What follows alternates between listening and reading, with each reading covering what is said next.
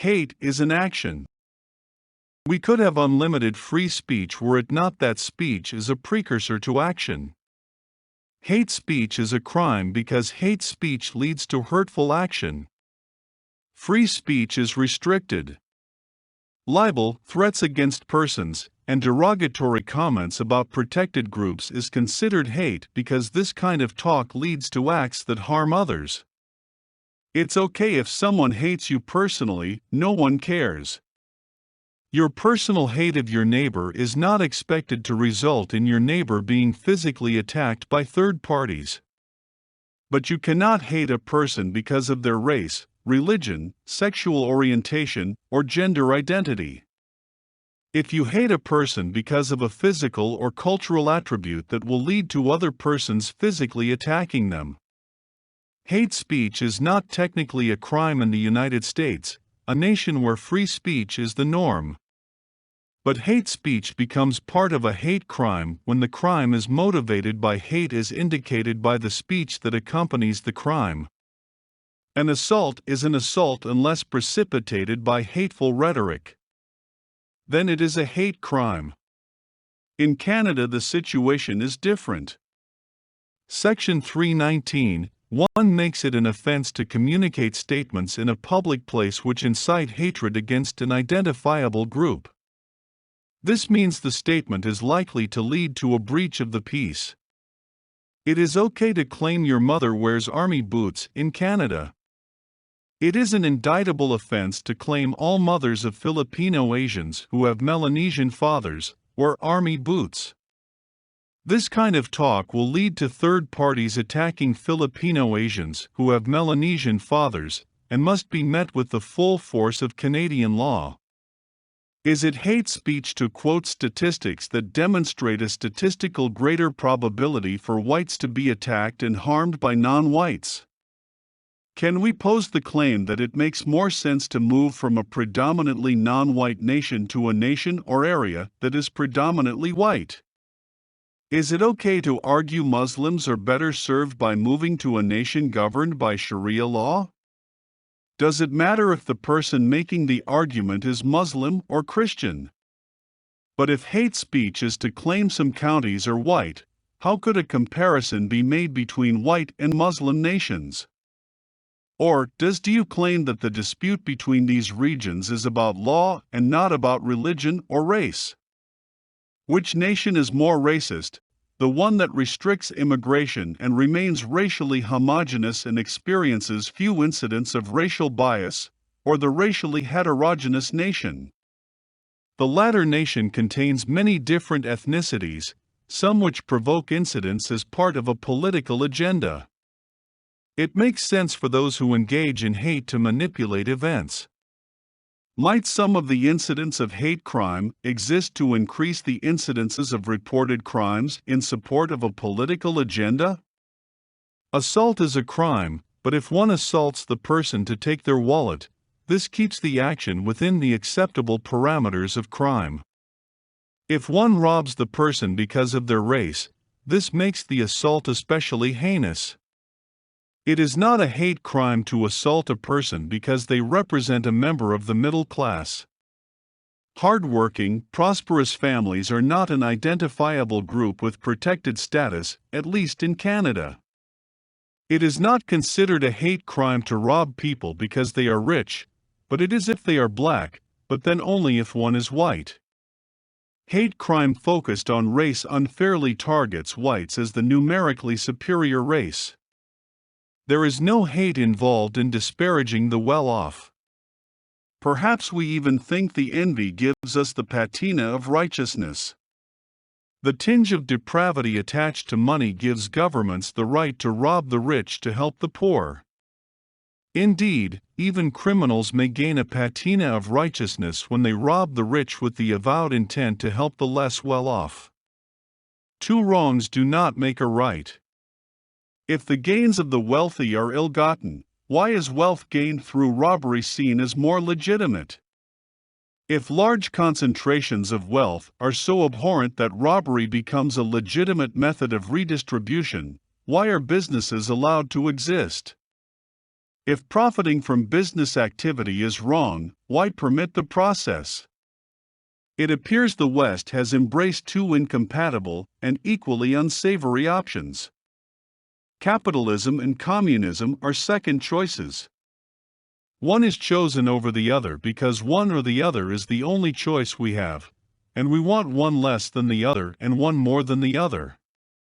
If we did not have to choose, and most of us in fact do not need to choose, we accept the choice we were given at birth, neither capitalism nor communism would be picked. If we were asked to pick the least objectionable choice, we would pick the one we already live in. Neither capitalism or communism as they exist are what we see on paper. Neither have enough value for us to fight against the conventional choice of our social system. In debates, the pro-argument concerns theory, and the arguments against discuss the real-world experiences people have of the system. The theory is good, the experiences are not good.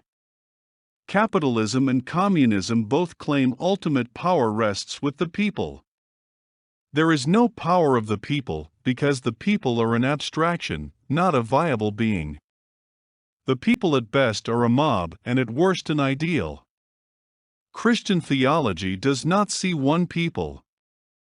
We see some who are saved and others who are not. For Christian fundamentalists, this division is not bridgeable. Indeed, compromise and negotiation with the world is a retreat from Scripture. There is no reconciliation with the left, not for a Christian. God and Satan cannot be reconciled. Good and evil cannot come to a negotiated settlement either. It is an all or nothing situation. One wins and the other loses. The left wishes to portray fundamentalists as arrogant, intolerant and bigots because we do not adopt the left's values of tolerance. The left is willing to tolerate a few lies, a little bit of stealing, some concessions to adultery. The left will, when pushed, agree to be considerate of those who love God. In fact, the left is more than willing to share hell with us, if we share heaven with them. Atheists do not ask us to believe anything. They only ask we do not demand they believe anything. We can, in the thinking of the left, all agree to live in harmony if we do not ask anything of each other. No standards and no values make us all equal. The left tells us that to hold an opinion or to make a stand is hateful. Holding to an opinion excludes others and is analogous to physical violence. If a girl thinks she is a boy, then let it be. Her opinion is an opinion. It is as good as any other opinion. To claim sex is a barrier to gender identity is hate speech. What has gender got to do with any other person? It is a personal preference for those on the left. If John wants to be known as Sally, then love means we agree with John. The fundamentalists demand people accept an accident at birth, which is the person's sex, is violence. By demanding John abandon his feelings and adopt our framework, and our reality dismisses John, it isolates him, it makes him feel unsafe. Fundamentalists are forcing their own flawed reality, claim transgender persons, on a vulnerable population.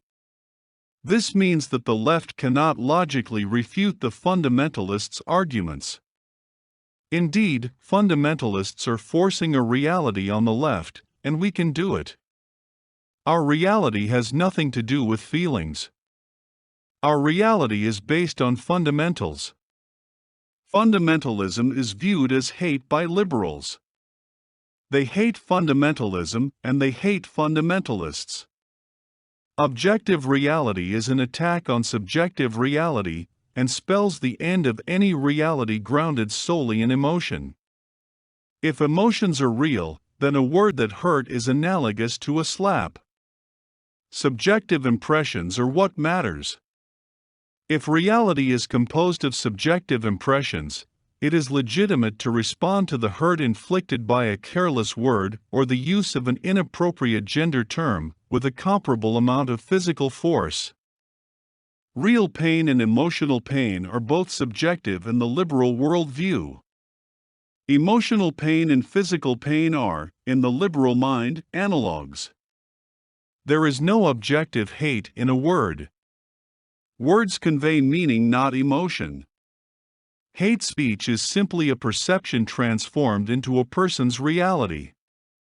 If hate is objectively real, it can be quantified. Hate, in objective reality, must have a physical corollary.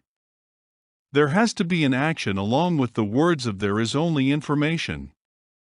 It is not enough to claim hate speech promotes action, unless one is willing to claim everyone who hear the same words respond in a similar manner. But information does not precipitate action. Hate is an action in pursuit of an ideology or agenda. The doctrine is irrelevant because it does not predict who will respond to it nor how a specific person will respond to it. The Quran is not hate speech because we cannot predict who will respond to its teachings as a radical. What must be done is to give our communities value, and by this is meant a true balance. We must record the value of our assets. Hate is not saying something, hate is doing something, specifically downgrading the values of our assets. We have a right to protect our values. However, we need to establish what these values are and record them in the accounts of a citizens' trust, an association charged with protecting the values of the community assets. When hate can be given a value, and its impact on the accounts of the citizens' trust, then hate will have a face. Hate is an act that harms the value of a community as demonstrated by an unreconciled loss on the books of a citizen's trust.